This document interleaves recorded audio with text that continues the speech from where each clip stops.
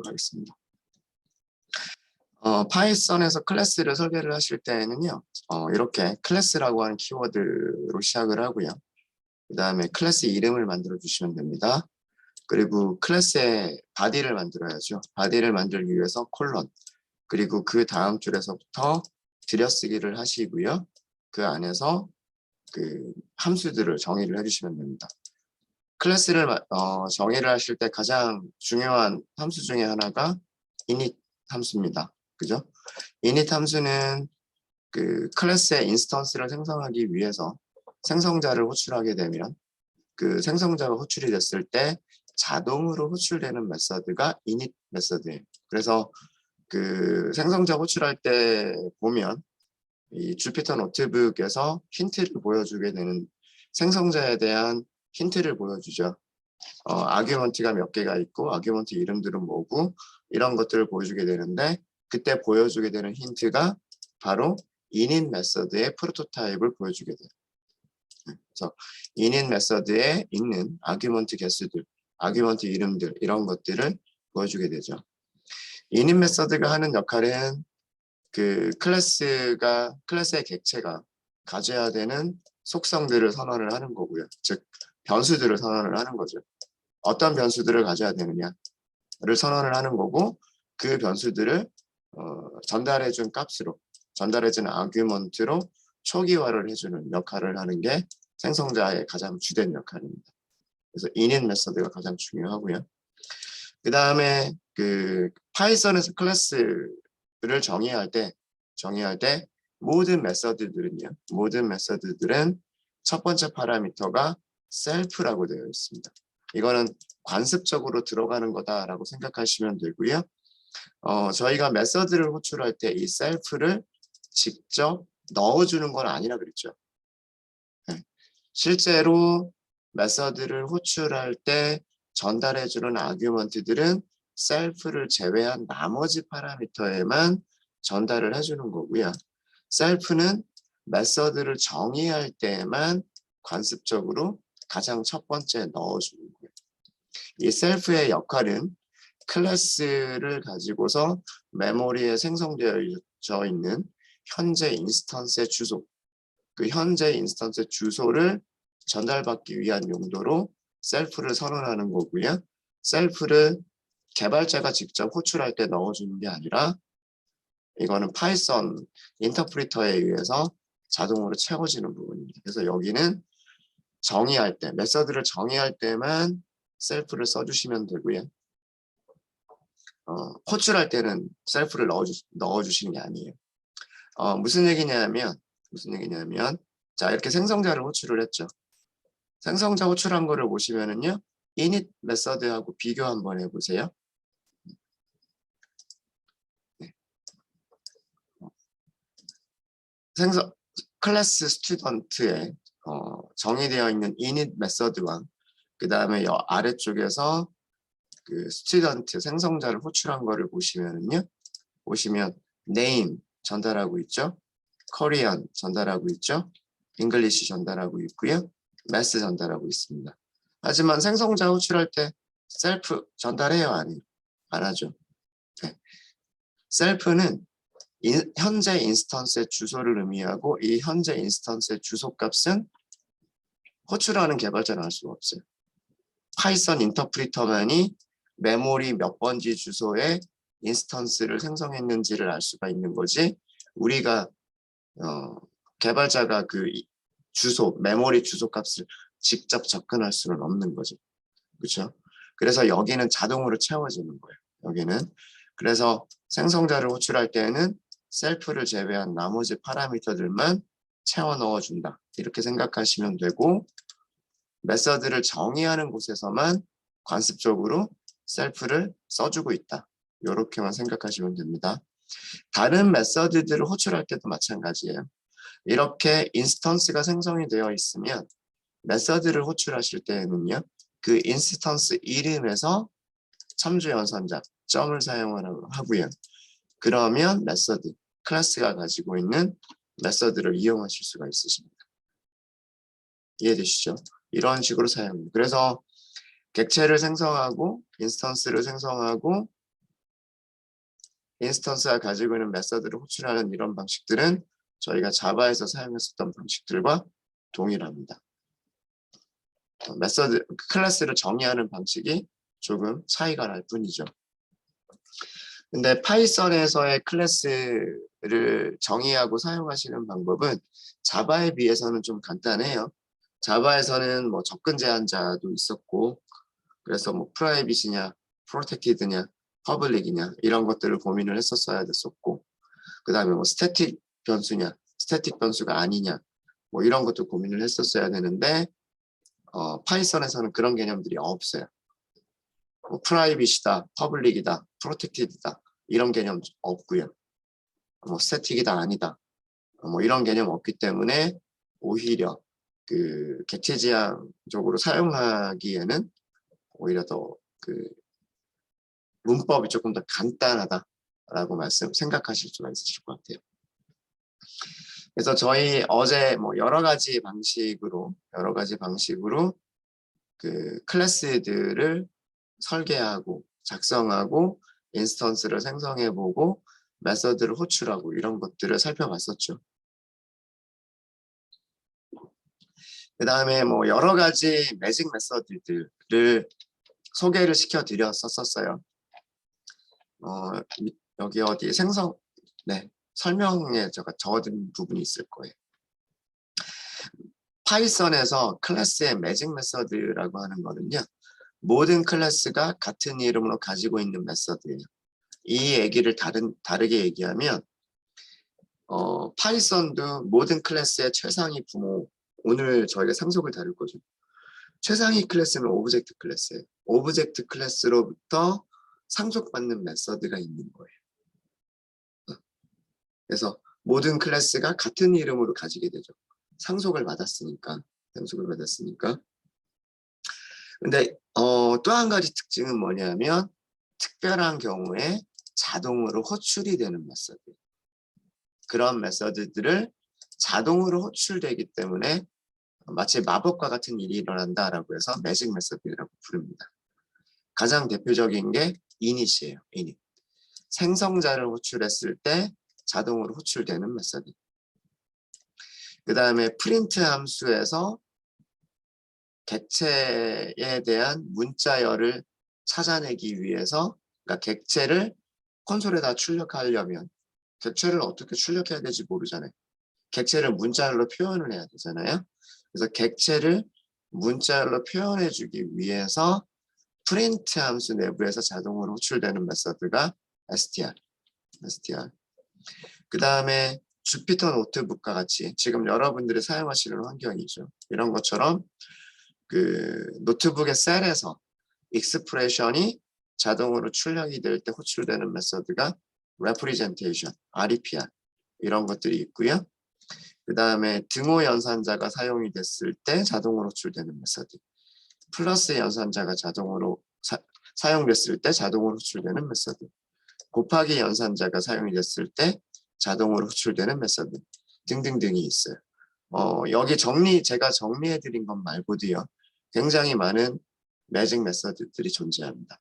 특히나 그 연산자들을 대체하기 위한 그런 메서드들이 상당히 많이 있어요. 예를 들면 크다라고 하는 메서드 연산자가 사용이 되면 자동으로 호출되는 메서드가 greater than 이라고 하는 메서드가 있고요. 크거나 같다라는 연산자가 사용이 되면 자동으로 호출되는 메서드가 greater than and equal to 라고 하는 메서드가 있고요. 작다라고 하는 연산자가 사용이 되면 역시 마찬가지로 자동으로 호출되는 메서드가 less than 이라고 하는 메서드가 있어요. 작거나 같아가 사용이 되면 자동으로 호출되는 메서드는 less than and equal to라고 하는 메서드가 있어요. 그러니까 이런 여러 가지 메서드들이 있는데 여러분들이 이런 것들을 전부 다 오버라이드 하실 필요는 없으세요. 클래스를 만드실 때.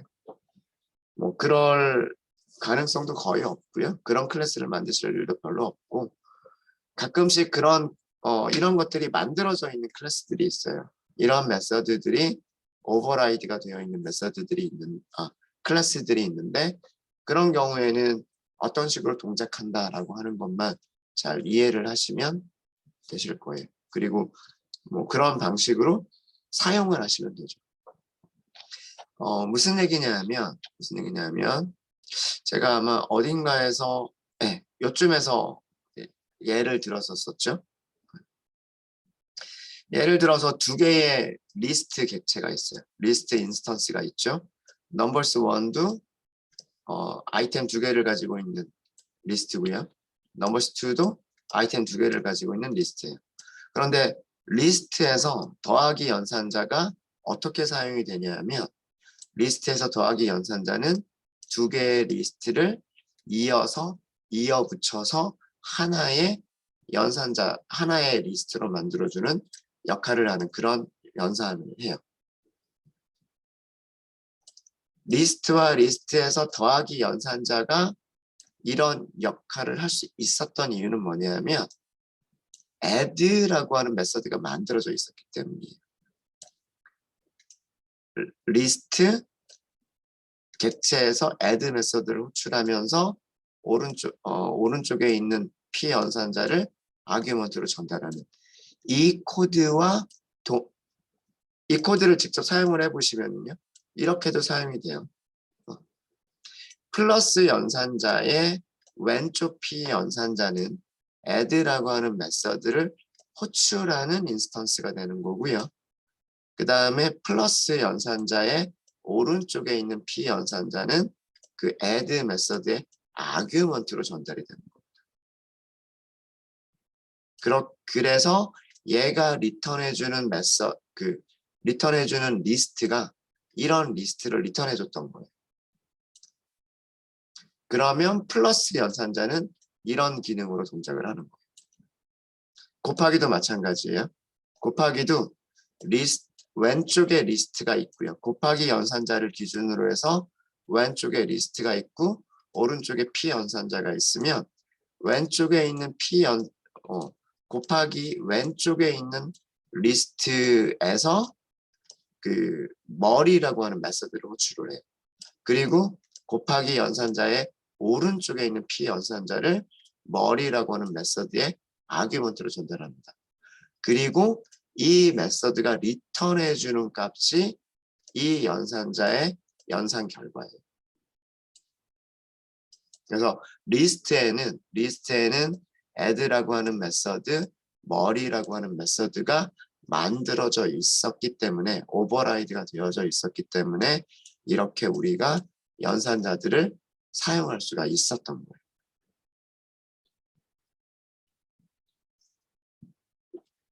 그래서 뭐 어떻게 만들어야 되느냐 이런 거는 크게 고민하지 마시고요. 이렇게 만들어져 있구나. 연산자가 리스트와 리스트에서 플러스 연산자가 사용할 수 있도록 만들어져 있구나. 그 다음에 리스트와 숫자의 곱하기가 가능하도록 곱하기가 만들어져 있구나 라고만 생각하시고 요런 결과를 주는 거구나 라고 생각해서 더하기와 곱하기를 사용하실 수 있으시면 될 것 같아요. 여러분들은. 네. 그리고서 밑에 다른 것들을 쭉 했었죠. 네, 이런 것들을 했었습니다. 네. 여기까지 어제 했었던 것들 간단하게 한번 복습을 해봤어요. 파이썬에서 클래스 만드는 방법, 그 다음에 매직 메서드, 그 다음에 객체 생성, 메서드 호출 이런 것들. 네, 혹시 질문 있으시면 지금 질문해 주시고요. 질문이 참 없으세요, 그죠? 질문 없으신가요? 네. 질문 없으시면 오늘은 제가 상속부터 다룬다라고 말씀을 드렸었죠. 네. 새 파일을 만들고요. 상속에 대한 얘기를 하도록 하겠습니다. 네, 구글 콜앱 파일 새로 하나 만들도록 할게요.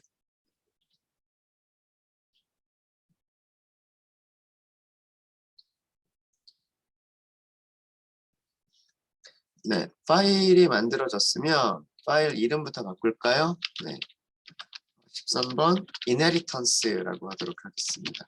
상속이라고 하는 뜻이죠. 네, 파일이 생성되셨으면은요, 콜앱과 연결을 하도록 하겠습니다.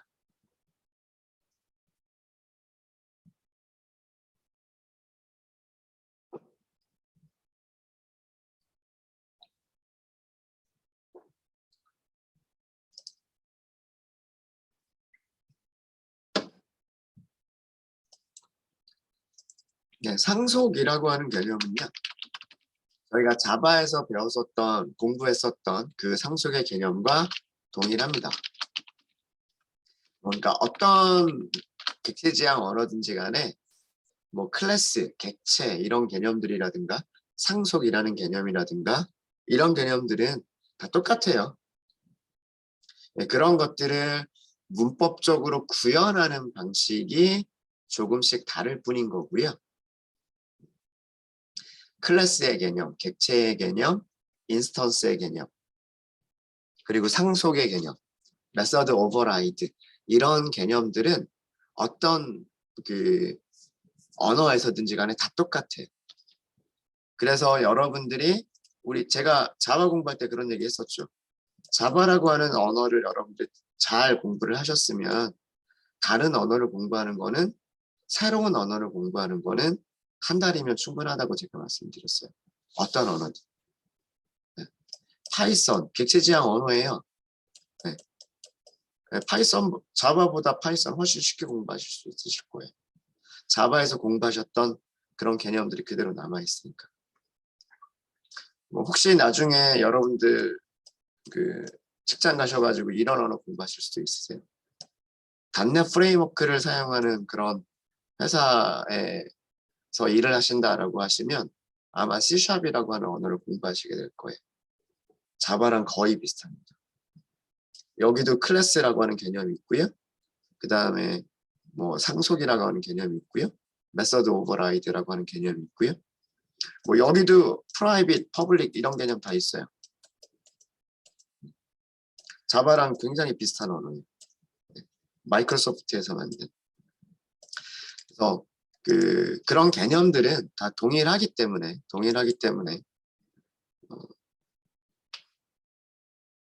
금방 뭐 익숙해지실 수 있으실 거예요.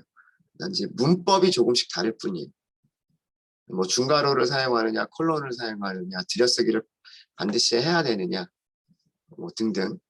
그 다음에 상속할 때 사용하는 키워드가 뭐냐, 인터페이스를 구현할 때 사용하는 뭐 키워드가 뭐냐, 이런 것들이 조금 차이가 나는 거지. 그 개념 자체는 동일합니다. 네. 상속에서 나오는 개념들 몇 가지 좀 용어들 정리하고 넘어갈까요? 상속에서 나오는 용어들은 똑같아요. 자바나 파이썬이나 슈퍼 클래스, 우리말로는 상위 클래스, 다른 말로 페어런트 클래스, 부모 클래스라고 얘기하죠. 다른 말로 베이스 클래스, 기본 클래스. 요거의 상대적인 개념이 뭐예요? 슈퍼 클래스의 상대적인 개념이 서브 클래스, 하위 클래스. 페어런트 클래스의 상대적인 개념은요? 차일드 클래스, 자식 클래스라고 번역하죠. 베이스 클래스의 상대적인 개념은 derived 클래스, 또 클래스라고 얘기를 하죠. 그러니까 슈퍼 클래스, 페어런트 클래스, 베이스 클래스는 전부 다 같은 개념이고요. 서브 클래스, 차일드 클래스, derived 클래스 전부 다 같은 개념입니다. 같은 개념이고요. 상속이라고 하는 것은 상위 클래스의 속성들과 기능들을 하위 클래스에서 재사용하는 것을 상속이라고 얘기할 수 있을 것 같아요. 그러니까 물려받는 거예요. 그러니까 내가 부모 클래스를 물려받겠다라고 하면 부모 클래스가 가지고 있는 속성들, 그러니까 멤버 변수들이죠. 부모 클래스가 가지고 있는 기능들, 메서드들이죠. 이런 것들을 마치 내가 가지고 있는 것처럼 그대로 사용할 수 있는 게 그게 바로 상속이에요. 아시겠죠? 네. 그래서 상위 클래스의 속성들을 물려받아서 사용할 수 있다. 어트리뷰트들을 물려받아서 사용할 수 있다. 기능들을 물려받아서 사용할 수 있다. 메서드들을 물려받아서 사용할 수 있다. 라고 하는 겁니다. 상속을 사용을 하실 때는요. 상속을 사용하실 때는 객체들이 is A 관계가 성립하는 경우에 이거 한번 설명드렸던 적 있죠. is A 관계가 성립하는 객체들을 상속을 사용해서 구현하게 됩니다.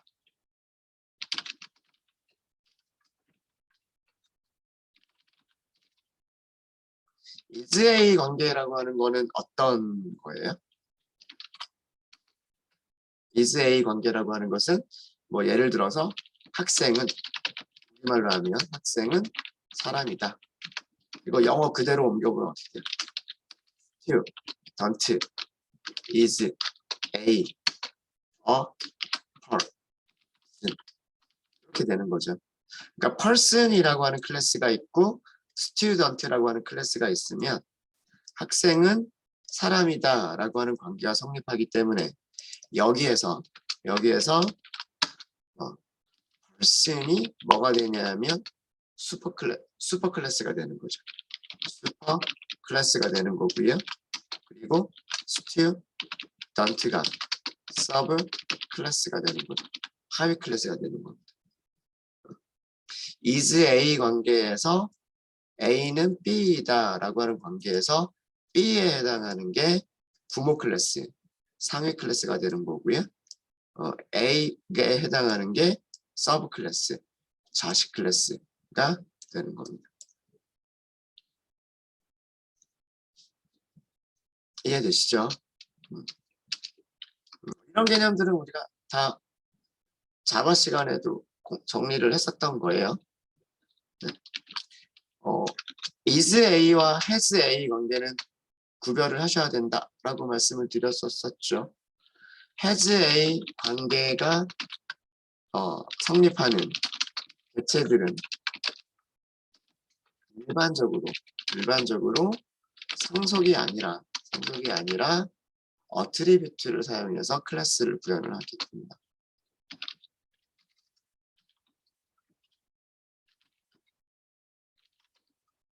어트리뷰트, 속성으로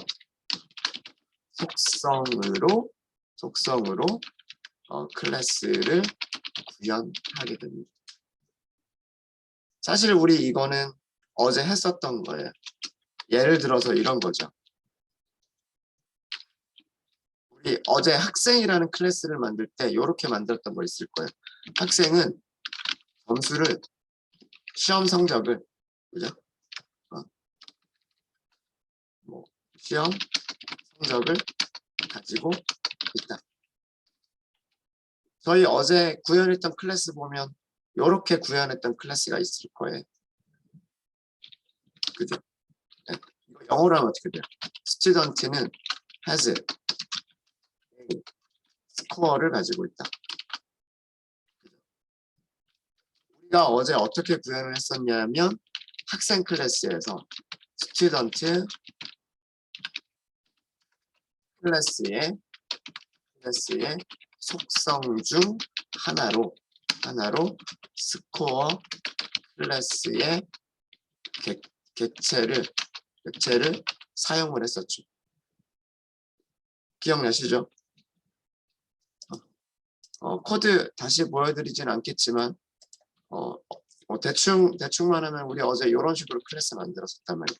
클래스 스튜던트 이렇게 만들고 def init self 그다음에 뭐 name score 이런 식으로 만들었었잖아요. 기억나시죠? 그런 다음에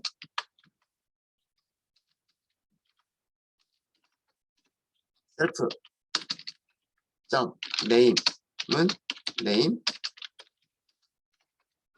self score는 score 이런 식으로 했었죠. 이렇게 하기도 했었고 뭐 여기를 뭐 국어 점수, 영어 점수, 수학 점수 이렇게 하면 여기서 어떻게 했었냐면 스코어 생성자 호출해서 국어 점수, 영어 점수, 수학 점수 이렇게 했었던 거 기억나시죠? 지금 이걸 얘기하는 거예요. 이거를 스튜던트 클래스는 학생은 시험 성적을 가지고 있다. 학생은 스코어를 가지고 있다. 이런 거죠. 스튜던트 클래스의 속성 중에 하나로 이거죠. 스튜던트 클래스의 속성들 중에 하나로 스코어 클래스의 객체를 사용을 했었죠. 이거 기억나시죠? 어제 이렇게 클래스 만들었었잖아요. 그래서 is A 관계가 성립하는 경우에 일반적으로 상속 관계를 이용해서 만드는 거고요. has A 관계가 성립할 때는 보통은 여러 가지 속성들 중에 하나로 다른 클래스 객체를 사용을 합니다. 네. 그래서 어제는 요런 관계를 저희가 클래스를 만들어 봤고 오늘은 요런 관계를 만들어 보려고 하는 거예요. 그래서 상속에 대한 개념들 다시 한번 정리를 해 봤습니다. 혹시 뭐 질문 있으실까요?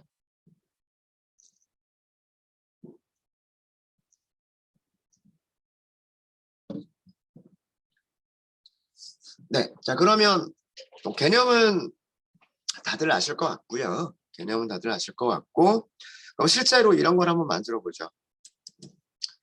사람, person이라고 하는 클래스 만들어 보고요. 그러면 person이라고 하는 클래스를 상속받는 클래스는 어떻게 만드느냐?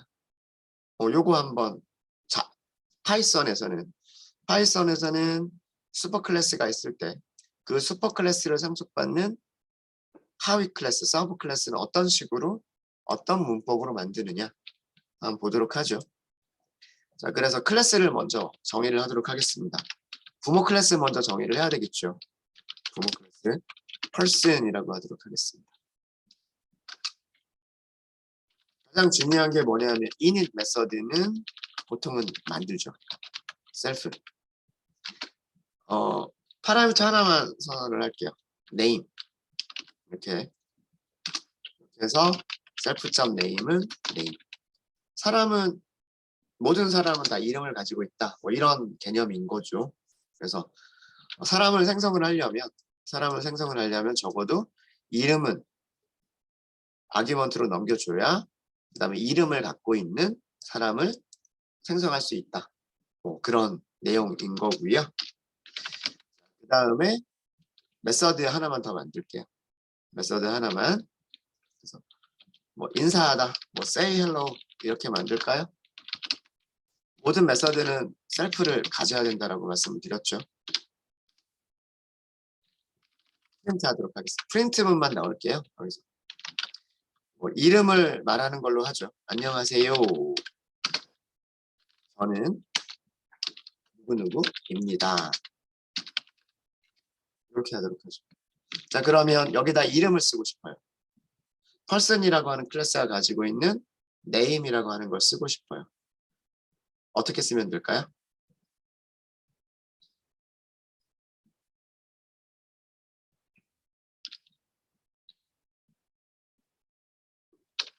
name이라고만 하면 될까요?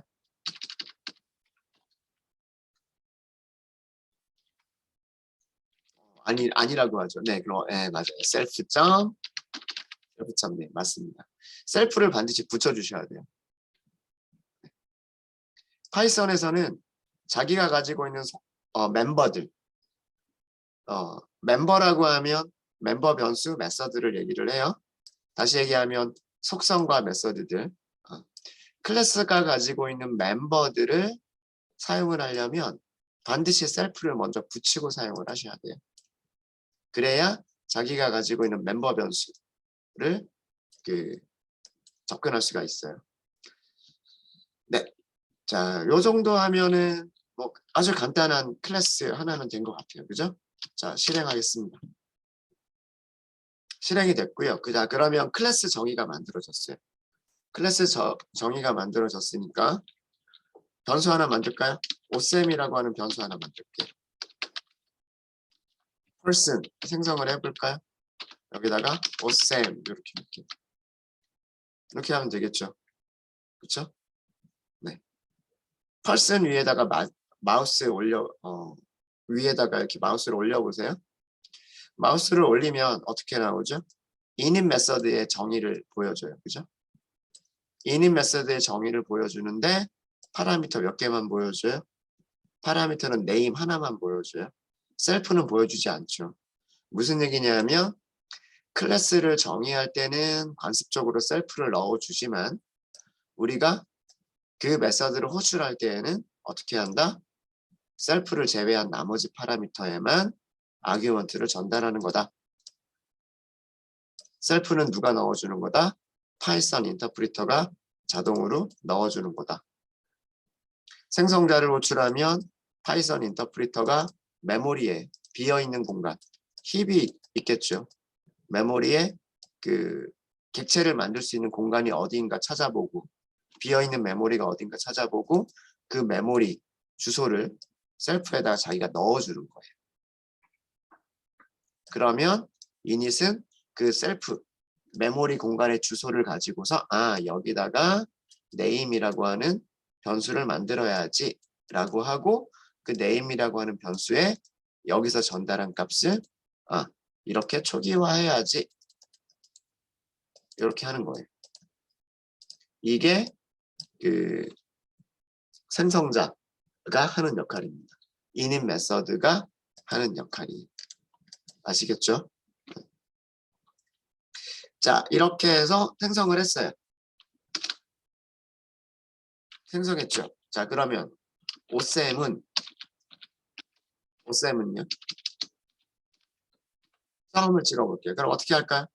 뭘 가지고 있어요? name이라고 하는 속성을 가지고 있어요. 오셈은 name이라고 하는 속성을 가지고 있어요. 그죠? 자, 그리고요. 또 뭘 가지고 있어요? say hello라고 하는 메서드를 가지고 있어요. 이해되시죠? 객체를 생성하고 나면 그 객체가 가지고 있는 어트리뷰트, 멤버 변수와 그 객체가 가지고 있는 기능, 메서드를 사용할 수가 있어요. 무엇을 가지고서? 인스턴스 이름 가지고서. say hello 해볼까요? say hello. 메서드 호출하려면 괄호를 써줘야죠. 이거는 파라미터를 전달하겠다는 얘기예요. 자, 파라미터 전달할 때 전달해야 될 아규먼트가 있을까요? 없을까요? 전달해야 될 아규먼트가 없어요. 그죠? 셀프는 우리가 직접 전달하는 게 아니다 라고 말씀을 드렸죠. 메서드를 호출하면 파이썬 인터프리터가 메서드를 호출한 인스턴스를 보고서 인스턴스를 자동으로 여기다 넣어주는 거예요. 그렇기 때문에 호출하는 입장에서는 셀프를 제외한 나머지는 없잖아요. 셀프를 제외한 파라미터가 없잖아요. 그래서 전달해줄 아규먼트가 더 이상 없는 거예요. 이해되시죠? 자, 그러면 어떤 결과가 나올까요? 안녕하세요. 저는 오쌤입니다. 여기 이렇게 오쌤이라고 출력을 해줘요. 그 이유가 뭐냐면 여기서 출력을 하는 건데요. self.name. 여기서의 셀프는 누가 되냐면 오쌤이 되는 거예요. 메서드를 호출한 주체가 인스턴스. 그 인스턴스가 셀프고요. 그럼 그 셀프에서 name은 이거죠. 객체 생성할 때 넣어준 게 얘니까 오쌤이 되는 거예요. 네. 어렵지 않으시죠? 자, 그러면 이제 여기까지는 뭐 어제 했었던 거랑 별반 다른 게 없고요. 파이썬에서 상속받는 클래스를 정의하는 방법입니다.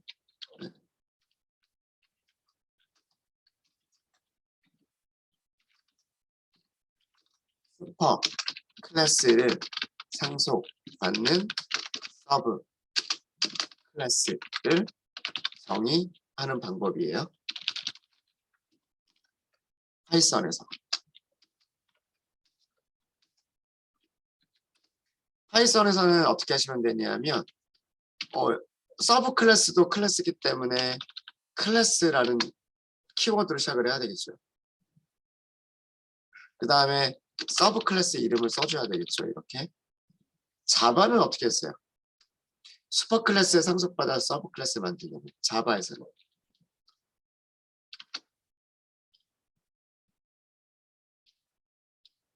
어떻게 했었죠? 이 다음에 기억 안 나요?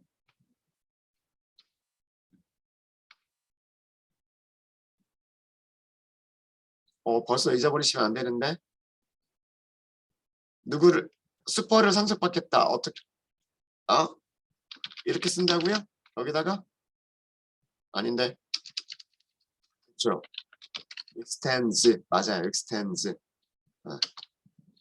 그리고 슈퍼 클래스 이름 이렇게 했었잖아요. 자바에서는 이렇게 했었죠. 서브 클래스가 슈퍼 클래스를 확장합니다 라고 키워드를 썼었어요. 그리고 중괄호가 그 클래스 시작하는 부분, 그 다음에 요게 클래스 끝나는 부분. 그래서 블록을 중괄호로 구별을 했었죠. 맞아요? 그쵸? 파이썬에서는 슈퍼 클래스를요 괄호로 사용합니다. 그리고 콜론을 써주시고요. 이 안에서 코드들을 작성을 하시면 돼요.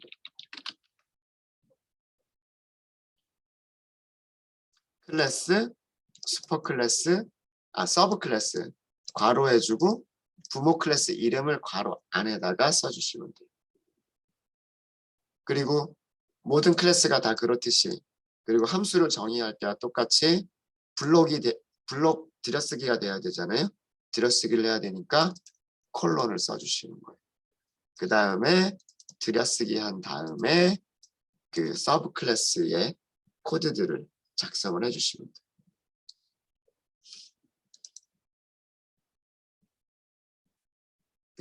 그래서 뭐 extens라든가 이런 키워드 사용하지 않습니다.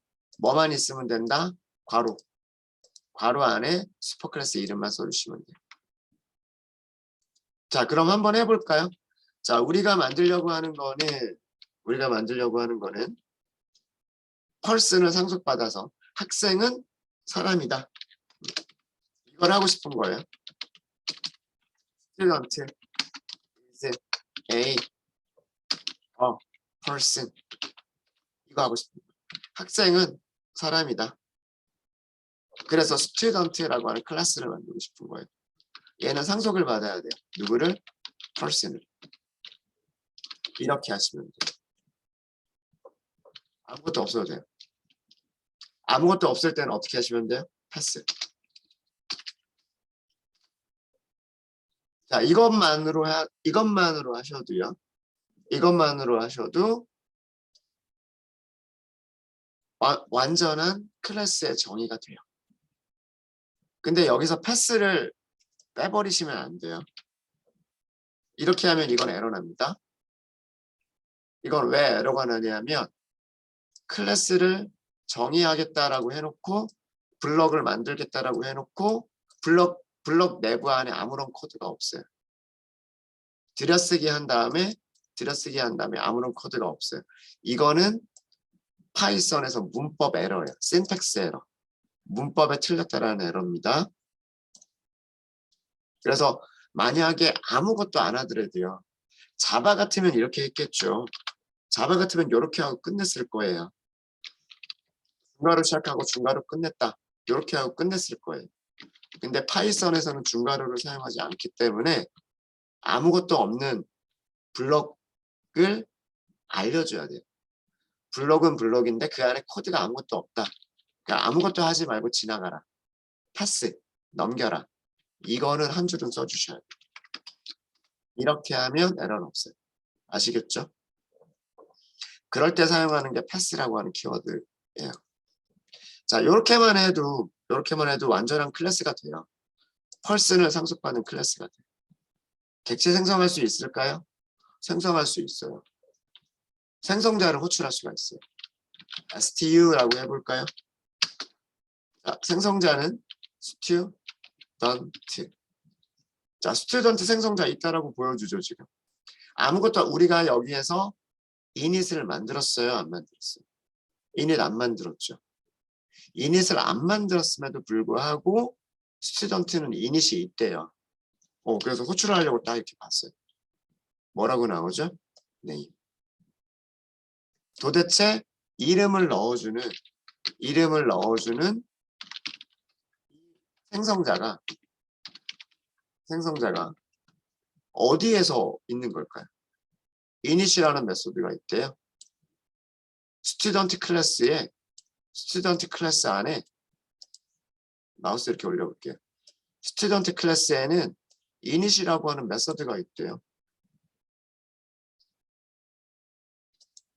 아무것도 없는데 도대체 어디에 있었을까요?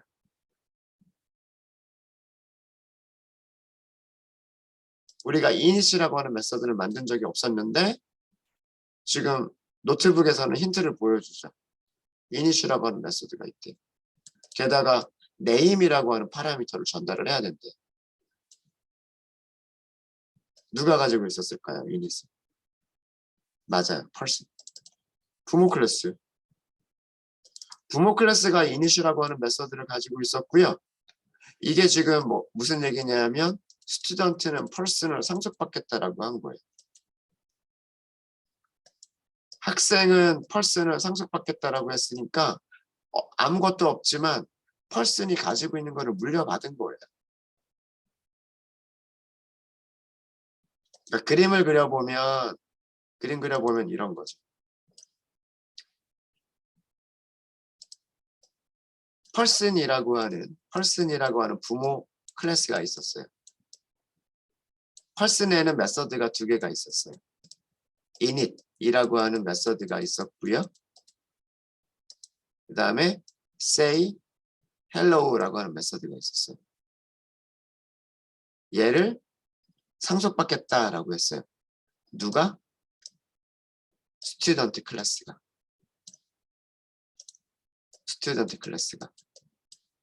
스튜던트에서는 아무것도 정의하지 않았어요.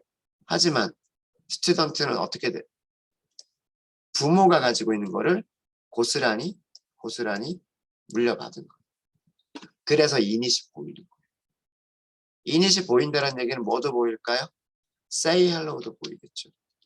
이렇게 생성을 했으면 stu 점 해보세요. 점. 뭐가 보여요? say hello하고 name이라고 하는 두 개가 보여요.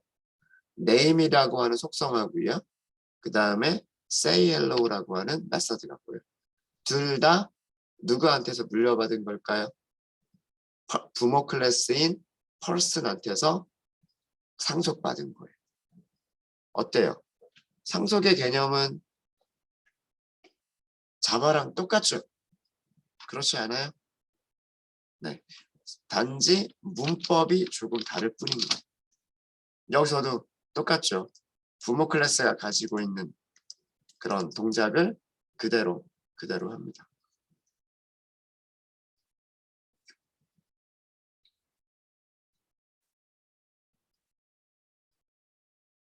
그래서 그 자바랑 다른 점은 상속을 받을 때 어떤 extends와 같은 그런 키워드를 사용하는 게 아니고요. 부모 클래스 이름을 괄호 안에다 서브 클래스 이름 옆에 괄호를 만들어주고 그 소괄호 안에다가 부모 클래스 이름만 써주시면 그게 스튜던트가 person을 상속받는다 라고 하는 그런 의미가 돼요. 그럼 아무것도 만들지 않아도 얘는 부모로부터 init이라고 하는 메서드 물려받게 되고요. 부모로부터 say hello라고 하는 메서드 물려받게 돼요. 그리고 부모로부터 name이라고 하는 속성도 물려받게 됩니다. 예. 네, 혹시 여기까지 질문 있으십니까? 개념은 자바랑 되게 많이 비슷하죠. 그러니까 달라지는 문법만 조금만 우리가 신경을 쓰시면 사용하시는 거는 그렇게 어렵지 않으실 거예요.